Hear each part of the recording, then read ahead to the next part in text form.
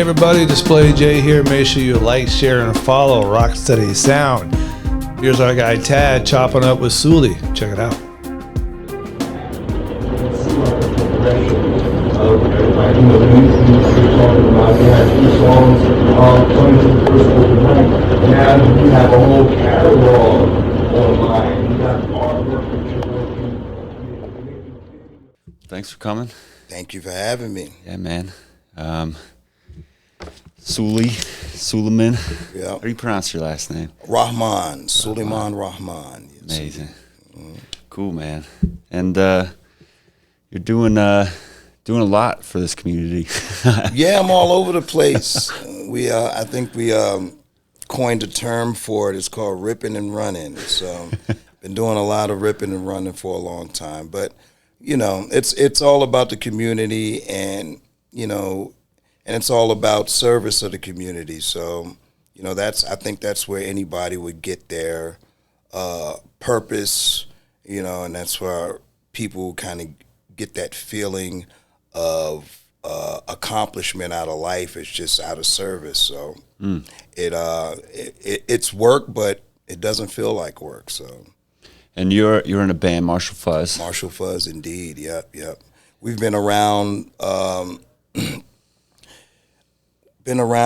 I would say at this point, been going strong for like 6 years, 6 or 7 years, and you know, it's been fun. We've got a nice core group. We kind of rotate drummers, as you know, but it's been. For me, it's been really interesting to work with other musicians, and even though we're playing the same songs, we kind of the culture and the vibe of the band is that like we kind of let players kind of play what they hear to the song, especially with drummers. Like you hear us with a different drummer. It's going to sound completely different, as you know, but it's, you know, we're all about, it's, even though, you know, like I said, it's the same songs, we're all about allowing everybody to interpret the songs the way that the wind kind of blows them. And then, you know, that changes depending on the room. And and that's another cool part. Like we could be playing an acoustic show, we could be playing an electric show, and depending on the vibe, there's space in the culture of the band to kind of interpret it, crowd and band, you know, and that's the really cool part about it. So it's cool that like I mean, I've been playing with you guys for a couple of years now, and every venue has been a little bit different than the rest. Absolutely. But they all seem to receive it quite well. Yeah. Based on not only the original music, but also the covers. That we learned. Yeah. And that's another good point. Like when we, you know, we're never approaching the music from a standpoint of trying to necessarily duplicate anything. Obviously, especially with the covers, but especially with the covers, obviously there are songs that are already been written by other artists, but you know, we kind of just take the simple outline of the songs and let the vibe and let the musicians and kind of interpret it the way that it gets interpreted. So I was driving home one day, just like last week, and All That She Wants came on. Oh yeah, and it was the first time I really heard it again since we've been playing it. Yeah, that I've had that happen too, because it's like you play these songs with the band, and you know, you kind of, the way that we play it kind of gets stuck in your head. So, oh, that's what the original sounds like. So we're pretty close. We didn't butcher it, but it's like you get that, the way that we play it ends up being kind of like the standard of what you hear the song was. And that's another cool part about it, you know. I kept waiting for the song to end like da da da da, but it just fades.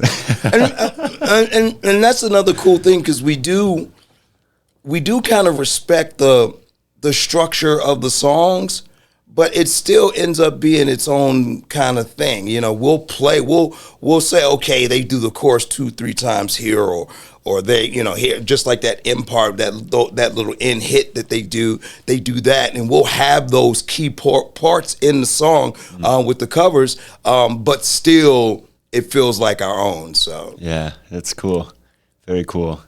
So when did you start playing guitar? I started playing the guitar relatively late. I'll tell you the story because the story is pretty interesting.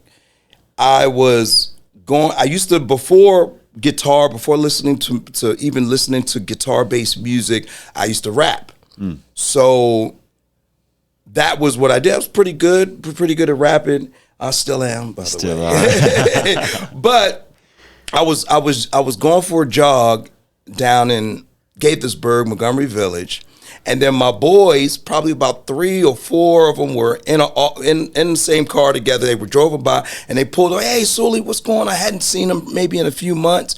And they were like, "Yo, we're about to go hit the studio, man. You want to come?" So I just completely abandoned the jog, hopped in the car, went over to the studio with them. We recorded some hip hop tracks or whatever. I don't remember much about the actual session, but there was a guitar, a nylon string guitar, sitting in the studio it didn't belong to the person's studio. That person had borrowed it from another person that we were there with.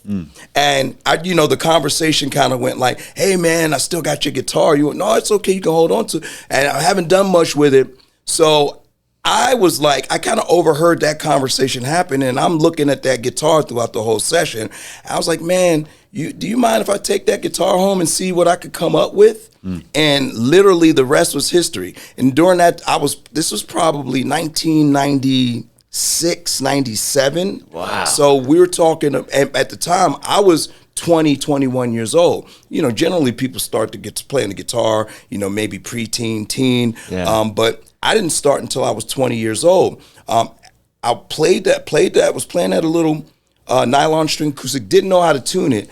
I asked somebody else who didn't know how to tune it, and they were like, "Yo, I think it's," because you tune the guitar 5th fret, 5th fret, 5th fret, 4th fret, like kind of like that. So they told me it was 4th fret, 4th fret, 4th fret, 4th. So I had the whole thing tuned the 4th fret to the 4th fret, and I ended up writing 3 rap songs. I ended up coming up with the being able to play it. I developed, and this is all in a matter of like 3 or 4 months. Developed a kind of a unique picking pattern. Figured out a couple of shapes on the guitar, and I wrote 3 hip hop songs on that. And my first solo stuff that I recorded at the studio. I worked with this guy, and he was listening to some beats. I was like, "Yeah." He's like, "I make beats." And I was like, "Well, I rap." So we ended up getting together. I was like, "I got these 3 songs." Ended up getting together. I recorded 3. Those are my first rap recording, of solo rap recording. Those, I had made up the music on the guitar, and and then from there, I started taking guitar, like probably about 9 months into playing the guitar, started taking guitar lessons. And I took guitar lessons for like 15 years. So my guitar teacher kind of steered me in the right direction and taught me as much theory as my attention span could handle.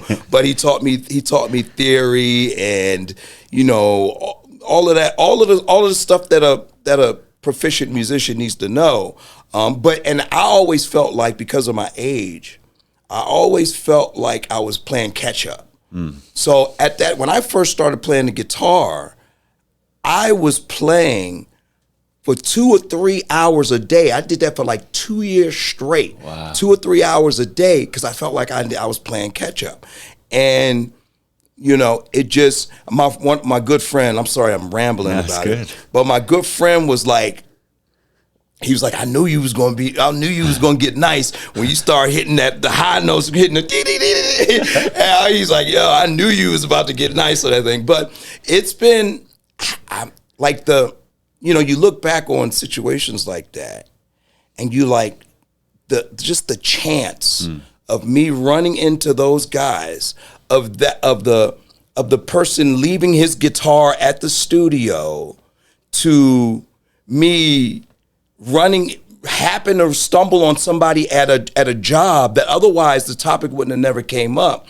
That a series of events kind of turn into like these life-changing moments in your life. And that when you look back, I mean, just like stories like that are just amazing. But we all have them, you know what I mean? It's these life-changing events that happen every day. And you kind of wonder, like, how do you navigate that? And I think just following your heart and following that voice that's kind of guiding you in a meaningful direction, I think that's the only way that it'll take you to amazing things, you know? Yeah, just keep at it. Yeah. So when did you... Sorry. You're good. Turn this thing up. Sorry about that. No worries. When did you start kind of taking that music and giving it to the community, like, you know? Like putting bands together and things like that? Yeah. Well, the first band that I played, the first person, I started playing with another person pretty early on. Around the time that I started taking guitar lessons, this kid, shout out Joe Smith, but this dude, Joe Smith, who's one of the most talented people that I like. His talent is so amazing. He was a guitar player, playing for around the same time. He kind of jumped in head first as well. It was his first. I used to work at Applebee's in Germantown, and I was a server.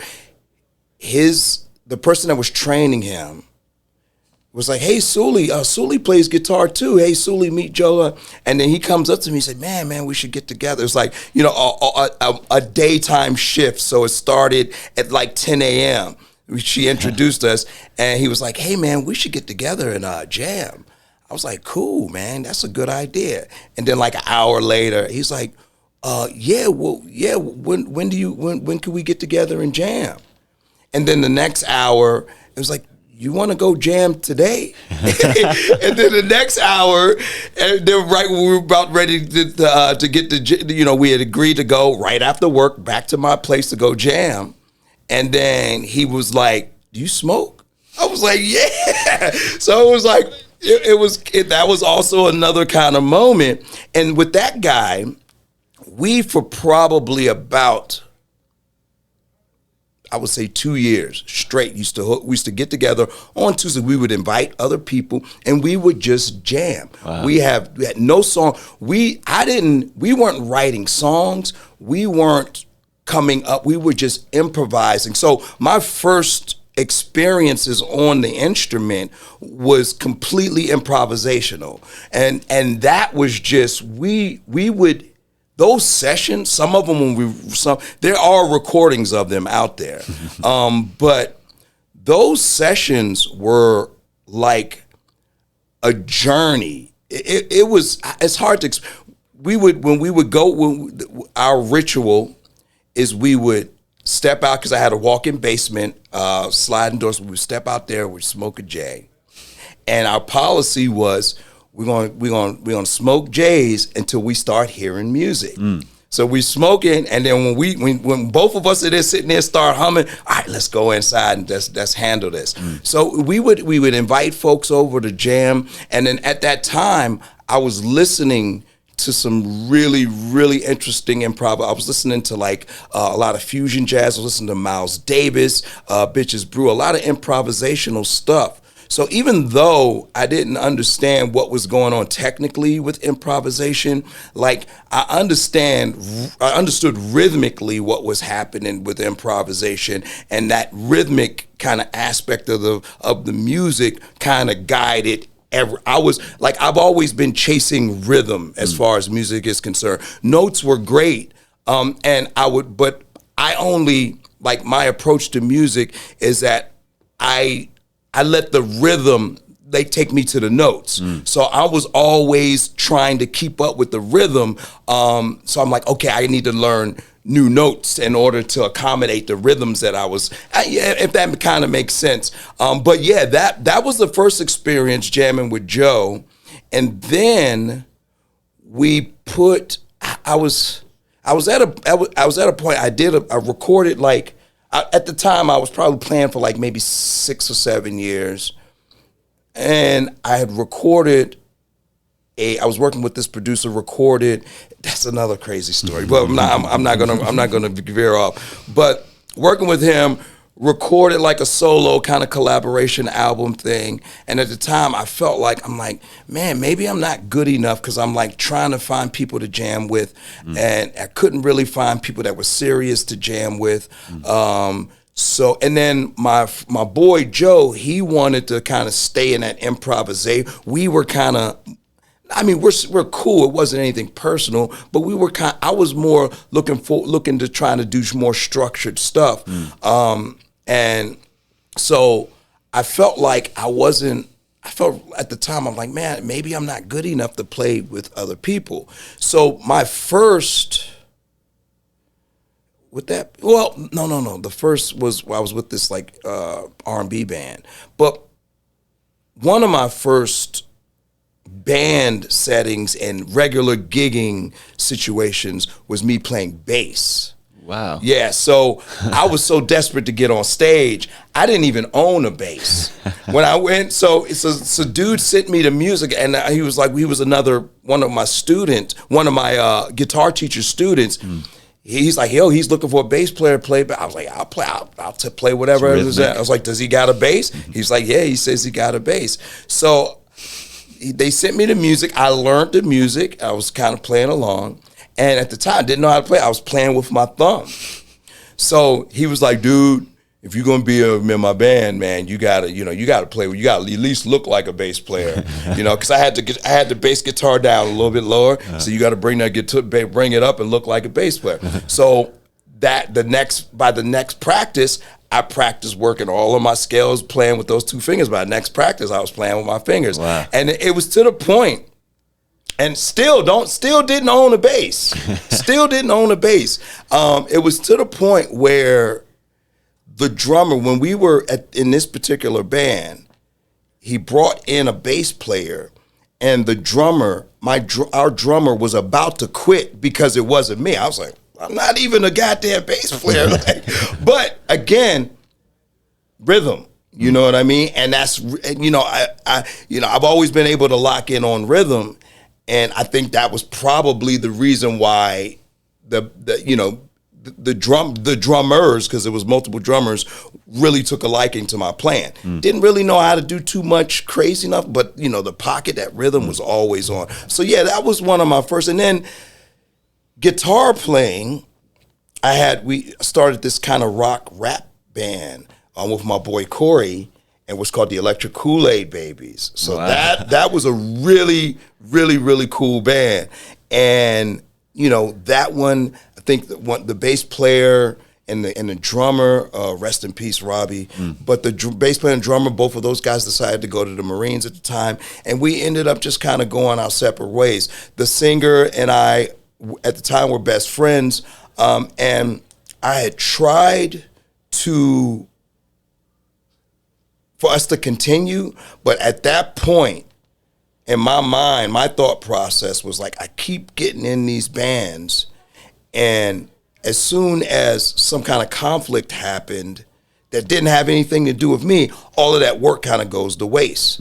So at that moment, I was like, I gotta write my own songs, and I gotta do, because that was the only way. Not that I wanted to spotlight. Like, I'm a bandmate. When anybody who's worked with me, yeah. I'm a bandmate. I'm not, I'm not delegating any responsibilities or anything like that. I let everybody kind of do their thing. I'm a bandmate first and foremost. But so it wasn't a situation where I wanted the spotlight. At the time, I wasn't even singing. I was singing backup for the other bands that I was in. Wow.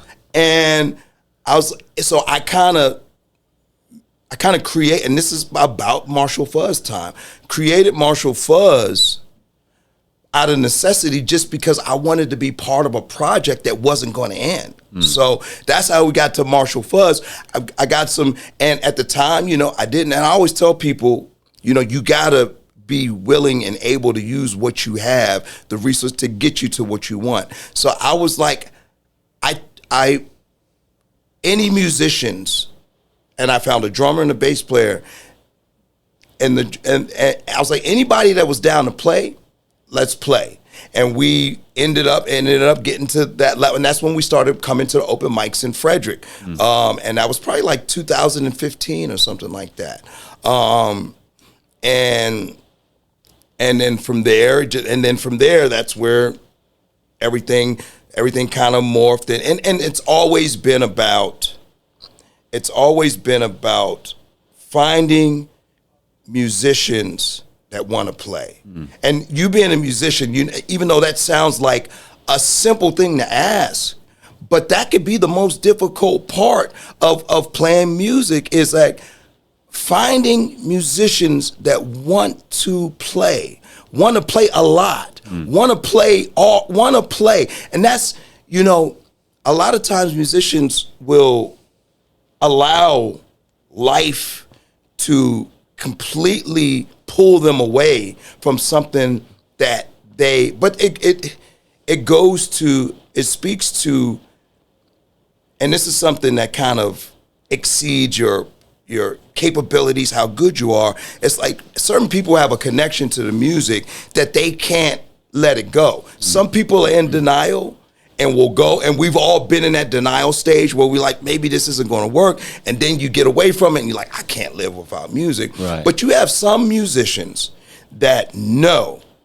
that, and there's no question in their mind that they cannot live without music. And those musicians, and I've been lucky, you know, meeting this person, meeting you, lucky that, I mean, Frederick has a good amount of those musicians, but just lucky to be able to come across those type of musicians that, hey man, I got you, let's work on this, let's do this, let's do that.